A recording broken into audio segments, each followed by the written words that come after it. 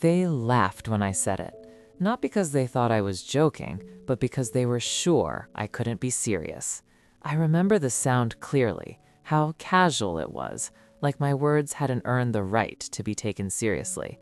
That was the moment I realized how dangerous it is when people decide who you are before you finish speaking.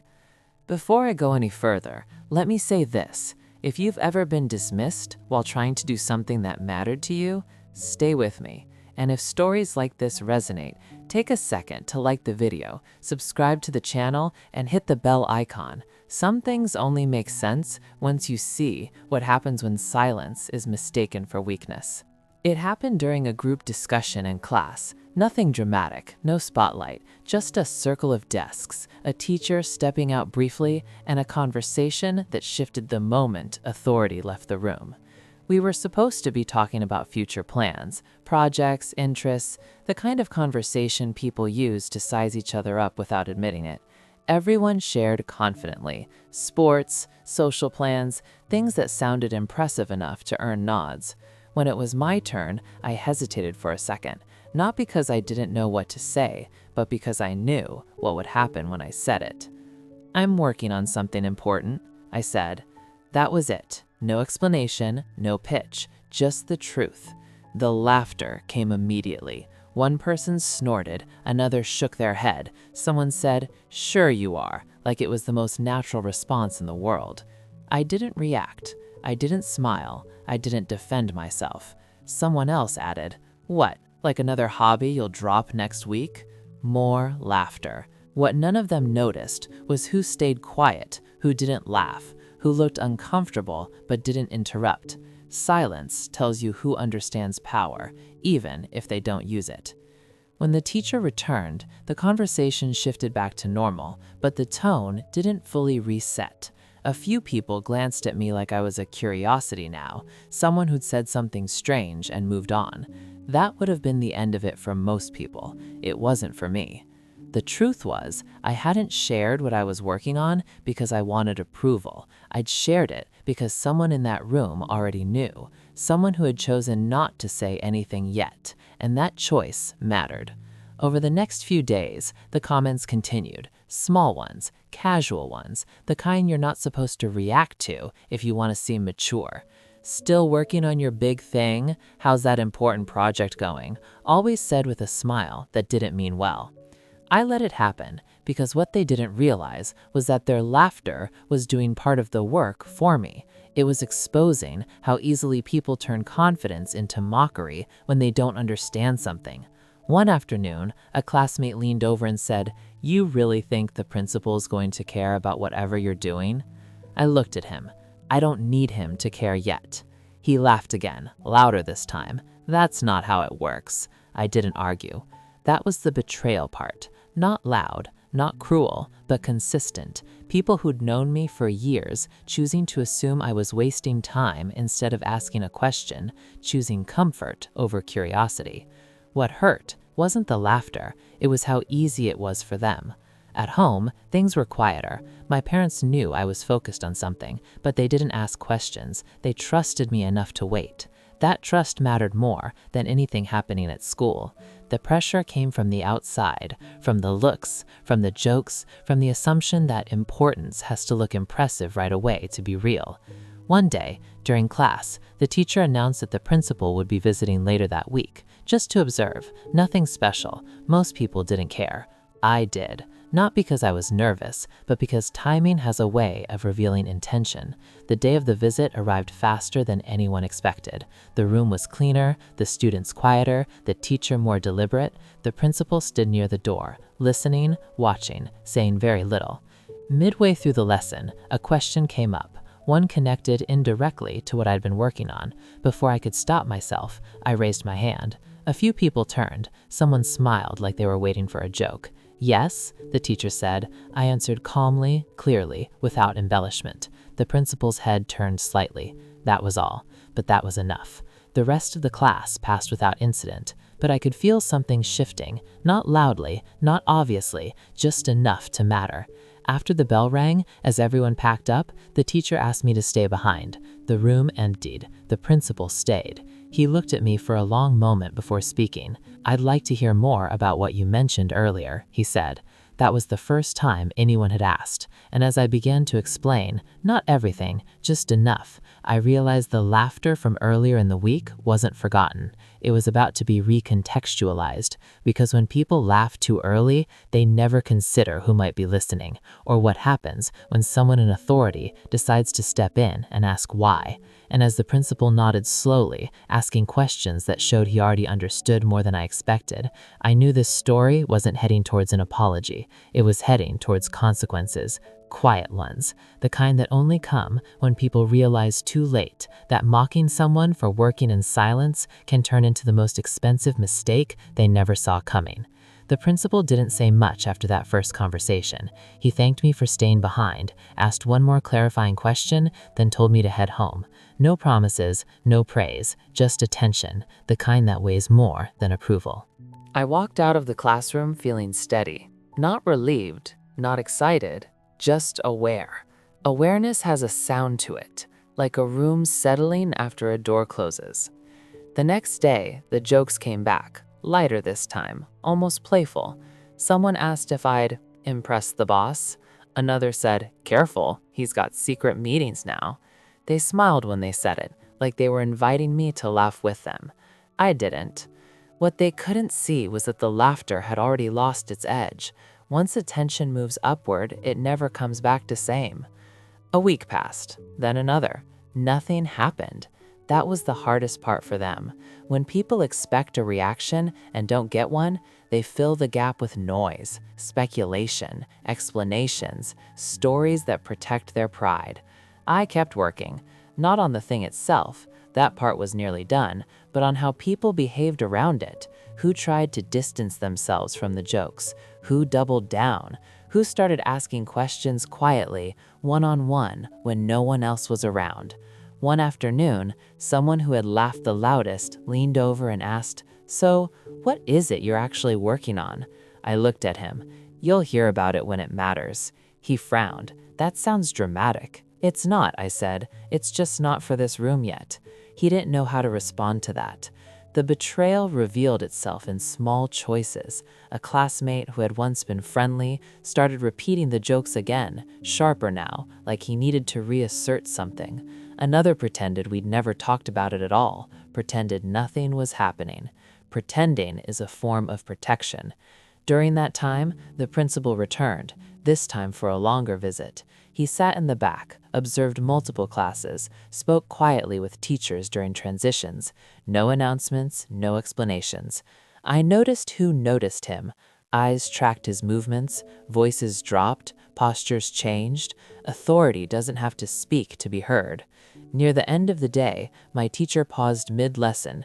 "Before we finish," she said, "the principal would like to say a few words." The room straightened. He stood at the front, hands folded loosely, and spoke calmly about focus, about initiative, about the difference between attention and effort. He didn't mention me. He didn't mention anything specific, but he did say one thing that made the room go quiet. "Sometimes," he said, "the most important work happening in a school is invisible until someone decides to look closely." A few people glanced at me, quickly, then away. That afternoon, I was called to the office. This time, it wasn't just curiosity, it was process. The principal asked questions that moved beyond interest, about time, about planning, about intention. He didn't rush me. He let silence sit between questions, like he wanted to see what I'd fill it with. I didn't fill it with anything unnecessary. When the meeting ended, he nodded once. "Keep going, and don't worry about the noise." The noise, unfortunately, didn't worry about me. Word spread that I'd been in the office, not what was said, just that it happened. That was enough. Stories grew legs. Some people assumed I was in trouble. Others assumed I was being favored. Both versions were easier than admitting they didn't know. That's how betrayal protects itself, by turning uncertainty into accusation. A classmate confronted me after school. "Why didn't you tell us?" he asked. "Tell you what?" I replied. He gestured vaguely. "Whatever you're doing." I shrugged. No one asked. "That's not fair." I looked at him. Neither was laughing. He didn't answer. As the days went on, the jokes faded, not because people felt bad, but because they felt watched by something larger than the room. When authority shows interest, behavior recalibrates. What surprised me most was who struggled the hardest with that shift, the ones who laughed the loudest, the ones who needed the room to stay the same so they could stay comfortable.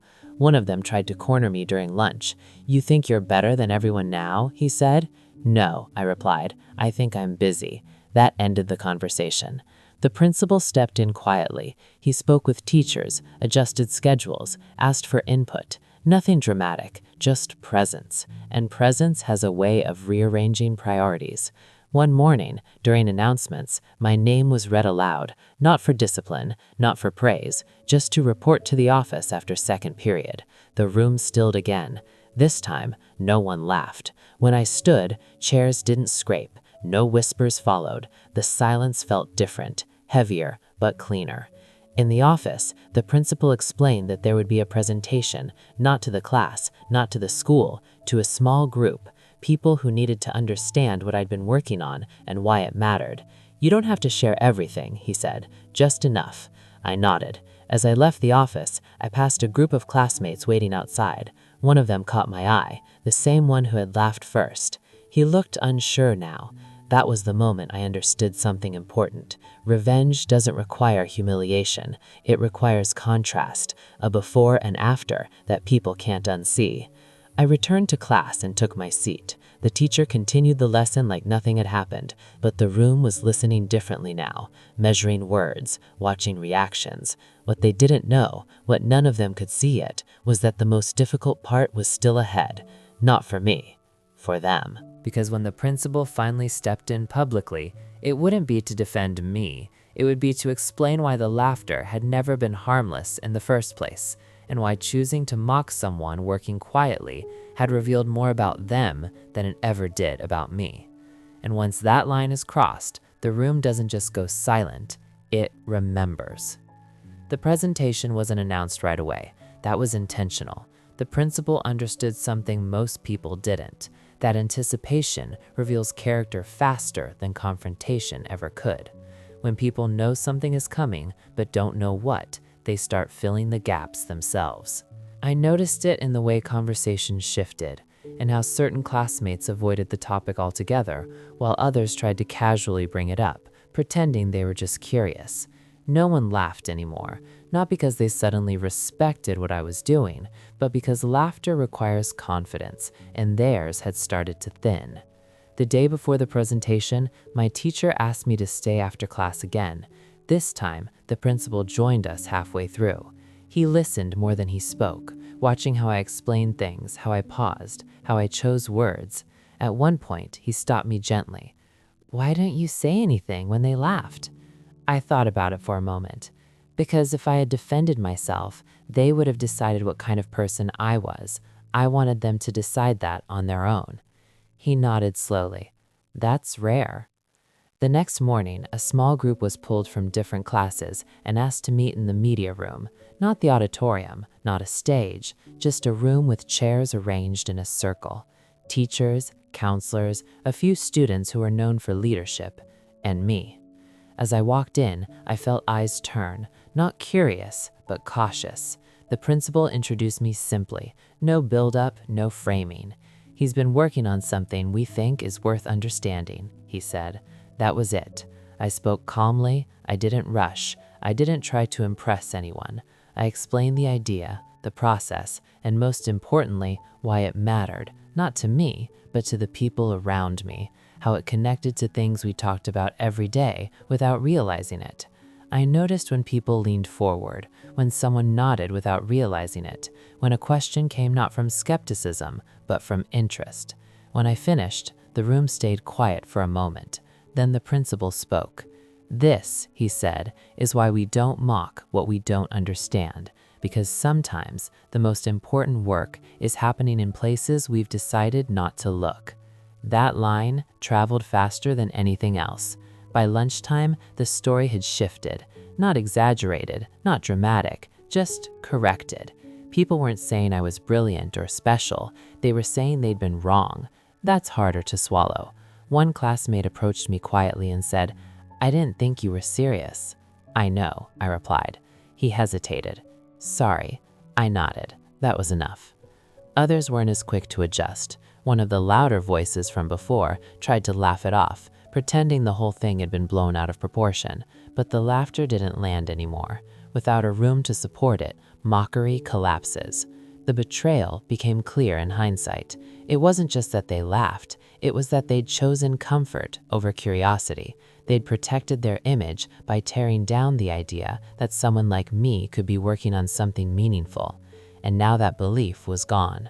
The principal didn't call anyone out by name. He didn't need to. He addressed the class later that week, speaking about respect, about patience, about the cost of dismissing people too early. No one looked at me when he spoke. They didn't need to. After that, the room changed again. This time, it was permanent. People asked questions more carefully. They listened longer. They stopped assuming silence meant ignorance, and my name stopped being a punchline.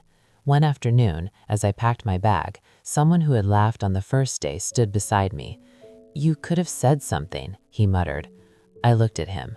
"You wouldn't have heard it." He didn't argue. That was when I realized the revenge wasn't the presentation. It wasn't the principal stepping in. It was the mirror people were forced to look into once authority confirmed what they'd ignored. I didn't gain status. I gained space. Space to work without noise. Space to be taken seriously without explaining myself. Space to let silence mean intention instead of absence. And as the days passed, the memory of the laughter didn't sting anymore. It felt distant, like something that belonged to a different version of the room. But there was one final shift left, not in how they saw me, in how they saw themselves.